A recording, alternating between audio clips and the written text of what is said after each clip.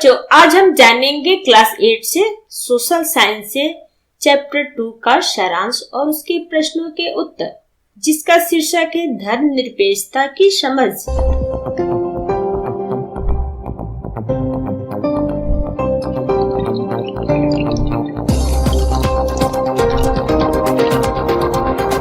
बच्चों, इस चैप्टर की शुरुआत हम यहाँ से करेंगे। आप कल्पना कीजिए कि आप हिंदू या मुसलमान हैं और अमेरिका के किसी ऐसे भाग में रहते हैं जहां ईसाई कट्टरपंथी बहुत ताकतवर हैं। मान लीजिए कि अमेरिका का नागरिक होते हुए भी कोई आपको किराए पर मकान नहीं देना चाहता। आपको कैसा महसूस होगा? क्या आपको गुस्सा नहीं आएगा? अगर आप इस भेदभाव के खिलाफ शिकायत करें और जवाब में आपको कहा जाए कि यह देश तुम्हारा नहीं है, तुम भारत लौट जाओ, तो आपको कैसा लगेगा? क्या आपको बुरा नहीं लगेगा? आपको यह गुस्सा दो रूपों में ले सकते हैं। एक हो सकता है कि आप प्रतिक्रिया में यह कहे कि जहां हिंदू और मुसलमान की तादाद ज्यादा है, वहां ईसाइयों के साथ भी इसी तरह का बर्ताव होना चाहिए। यह बदला लेने वाली बात है। या फिर आप ये राय बना सकते हैं कि सबको इंसाफ मिलना चाहिए। इस सोच के आधार पर आप संघर्ष का रास्ता चुनकर इस बात के लिए आवाज उठा सकते हैं कि धर्म और आस्था के आधार पर किसी के साथ भेदभाव नहीं होना चाहिए। यह सोच इस मान्यता पर आधारित है कि धर्म से संबंधित किसी भी तरह का वर्चस्व खत्म होना चाहिए। यही धर्मनिरपेक्षता का मूल मंत्र है।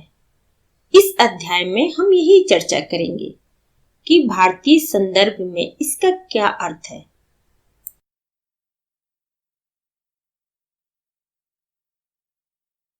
बच्चों, अब हम जानेंगे भारतीय धर्मनिरपेक्षता क्या है। भारतीय संविधान में कहा गया है कि भारतीय राज्य धर्मनिरपेक्ष रहेगा। हमारे संविधान के अनुसार कि धर्मनिरपेक्ष राज्य ही अपने उद्देश्यों को साकार करते हुए निम्नलिखित बातों का ख्याल रख सकता है कि पहला है, कोई धार्मिक मतलब कोई एक धार्मिक समुदाय किसी दूसरे धार्मिक समुदाय को ना दबाए। सेकंड है, कुछ लोग अपने ही धर्म के अन्य सदस्यों को ना दबाएं। और थर्ड है, राज्य ना तो किसी खास धर्म को थोपेगा और न ही लोगों की धार्मिक स्वतंत्रता छीनेगा। बच्चों, अब हम कुछ इस चैप्टर के प्रश्नों के उत्तर को जानेंगे। पहला प्रश्न है, अपने आस पड़ोस में प्रचलित धार्मिक क्रियाकलापों की सूची बनाइए। आप विभिन्न प्रकार की प्रार्थनाओं, विभिन्न देवताओं की पूजा, विभिन्न पवित्र स्थानों, विभिन्न प्रकार के धार्मिक संगीत और गायन आदि को देख सकते हैं। क्या इससे धार्मिक क्रियाकलापों की स्वतंत्रता का पता चलता है? आंसर है, मेरे आस पड़ोस में विभिन्न धर्मों को मानने वाले लोग रहते हैं, जैसे हिंदू, मुस्लिम और सिख। हिंदुओं में प्रचलित धार्मिक क्रियाकलाप, हिंदू पूजा अर्चना करने हेतु मंदिर में जाते हैं। वे होली, दीपावली आदि कई त्योहार मनाते हैं। वे भगवान की पूजा, भजन, आरती आदि गा कर करते हैं। रामायण, श्रीमद् भगवत गीता आदि उनकी पवित्र ग्रंथ हैं। मुसलमानों में प्रचलित धार्मिक क्रियाकलाप, मुसलमान अपने ईश्वर यानी अल्लाह की इबादत करने मस्जिद में जाते हैं। ईद उनका प्रमुख त्योहार है। कुरान उनका प्रमुख धार्मिक ग्रंथ है। वे अपनी तीर्थ यात्रा हेतु मक्का मदीना जाते हैं। सिखों में प्रचलित धार्मिक क्रियाकलाप, सिख पूजा करने गुरुद्वारे जाते हैं। गुरु ग्रंथ साहिब उनका पवित्र धार्मिक ग्रंथ है।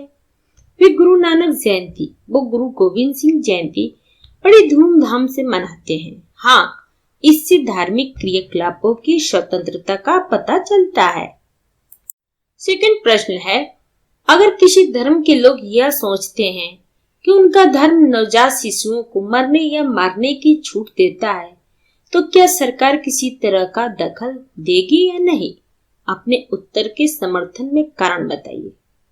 आंसर है, अगर किसी धर्म के लोग यह कहते हैं कि उनका धर्म नवजात शिशुओं को मरने या मारने की छूट देता है, तो सरकार निश्चित रूप से दखल देगी। क्योंकि पहला, कानून के अनुसार मनुष्य की हत्या एक गैर कानूनी कृत्य है, अतः यह एक दंडनीय अपराध है। सेकंड है, यह कार्य मानव अधिकारों का हनन है। बच्चों, थर्ड प्रश्न के उत्तर को आप देखिए। नीचे दिए गए तालिकाओं को आप ध्यान से देखिए। इसमें 3 पार्ट है। पहला पार्ट में उद्देश्य है, सेकंड पार्ट में यह महत्वपूर्ण क्यों है, थर्ड है इस उद्देश्य के उल्लंघन का क्या उदाहरण है। जैसे उद्देश्य पहला है, एक धार्मिक समुदाय दूसरे समुदाय पर वर्चस्व नहीं रखता। सेकंड, महत्वपूर्ण क्यों है, सभी समुदाय के समान विकास हेतु। थर्ड पार्ट का है कि इस उद्देश्य का उल्लंघन का क्या उदाहरण है। जम्मू और कश्मीर में मुसलमान हिंदुओं पर वर्चस्व रखते हैं। सेकंड पार्ट का है उद्देश्य, राज्य न तो किसी धर्म को थोपता है और न ही लोगों की धार्मिक स्वतंत्रता को छीनता है। सेकंड पार्ट से है, यह महत्वपूर्ण क्यों है, अल्पसंख्यक के प्रति अत्याचार, भेदभाव व जोर जबरदस्ती रोकने हेतु। थर्ड पार्ट है, इस उद्देश्य के उल्लंघन का क्या उदाहरण है। श्रीलंका में तमिलों पर सिंहलियों का वर्चस्व है। थर्ड का उद्देश्य है, एक ही धर्म के कुछ लोग अपने ही धर्म के दूसरे लोगों को न दबाएं। सेकंड है, मतलब सेकंड पार्ट से क्या या क्यों महत्वपूर्ण है, शांति, सहनशीलता, समन्वय व सौहार्दपूर्ण वातावरण हेतु। थर्ड पार्ट से है, इस उद्देश्य के उल्लंघन का क्या उदाहरण है, हिंदुओं में छुआछूत का प्रचलन।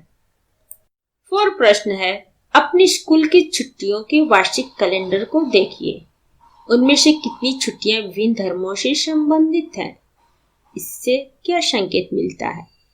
आंसर है, हमें हर वर्ष स्कूल में 30 दिन की छुट्टियां मिलती हैं। इनमें 25 छुट्टियां विभिन्न धर्मों से संबंधित हैं, जैसे होली, दिवाली यानी हिंदुओं का त्योहार, ईद मुस्लिमों का त्योहार, गुड फ्राइडे क्रिसमस ईसाइयों का त्योहार, गुरु नानक जयंती सिखों का त्योहार, महावीर जयंती जैनियों का त्योहार, बुद्ध जयंती बौद्धों का त्योहार। इससे यह संकेत मिलता है कि हमारे देश में सभी धर्मों को समान माना जाता है। भारतीय संविधान के अनुसार प्रत्येक नागरिक को अपनी इच्छा का धर्म अपनाना, इसके प्रचार प्रसार करने का अधिकार है।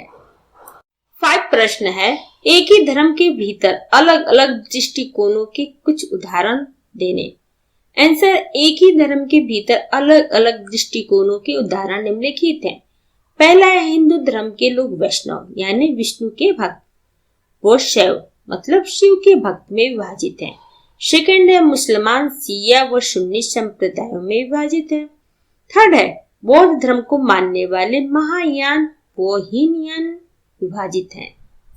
6 प्रश्न है, भारतीय राज्य धर्म से फासला भी रखता है और उसमें हस्तक्षेप भी करता है। ये उलझाने वाला विचार लग सकता है, इस पर क्लास में एक बार फिर चर्चा कीजिए। चर्चा के लिए इस अध्याय में दिए गए उदाहरणों के अलावा आप अपनी जानकारी के अन्य उदाहरणों का भी सहारा ले सकते हैं। आंसर है, भारतीय राज्य धर्म से फैसला रखता है। भारतीय राज्य की बागडोर ना तो किसी एक धार्मिक समूह के हाथों में है और ना ही राज्य किसी एक धर्म को समर्थन देता है। धर्म के नाम पर अलग थलग करना और भेदभाव को रोकने के लिए भारतीय संविधान ने छुआछूत पर पाबंदी लगाई है। 7 प्रश्न है, अपनी पाठ्य पुस्तक पृष्ठ 27 पर दिए गए यह पोस्टर शांति के महत्व को रेखांकित करता है। इस पोस्टर में कहा गया है कि शांति न कभी खत्म होने वाली प्रक्रिया है, यह हमारी आपसी भिन्नताओं और साझा हितों को नजरअंदाज करके नहीं चल सकती। ये वाक्य क्या बताते हैं, अपने शब्दों में लिखिए। धार्मिक सहिष्णुता से इसका संबंध है। आंसर है, किसी भी देश को सुचारू रूप से चलाने के लिए शांति कायम रहना अत्यंत आवश्यक है। यह देश के तेजी से विकास करने में सहायक सिद्ध होता है। देश के आर्थिक विकास हेतु मानव संसाधन व अन्य संसाधनों को भली भांति उपयोग किया जा सकता है, परंतु एक देश में विभिन्न धर्मों व समुदाय के लोग रहते हैं। जिनके अपने विचार व नजरिया होते हैं। यह वैचारिक अंतर अधिकतर भेदभाव, वैमनस्यता एवं बेदखली को बढ़ावा देते हैं। बच्चों, यहाँ वैमनस्यता का मतलब हुआ एक दूसरे के प्रति घृणा करना या शत्रु या दुश्मनी की भावना रखना। धार्मिक विचारों, आपसी भिन्नता और साझा हितों को समाज में रहकर नजरअंदाज नहीं किया जा सकता। इसलिए धार्मिक सहिष्णुता की आवश्यकता है। बच्चों, यह सहिष्णुता का मतलब हुआ सहन करना। कभी कभी आप लोग न्यूज या मीडिया के जरिए सहिष्णुता व असहिष्णुता का शब्द सुनते होंगे। तो असहिष्णुता मतलब होता है सहन ना करना।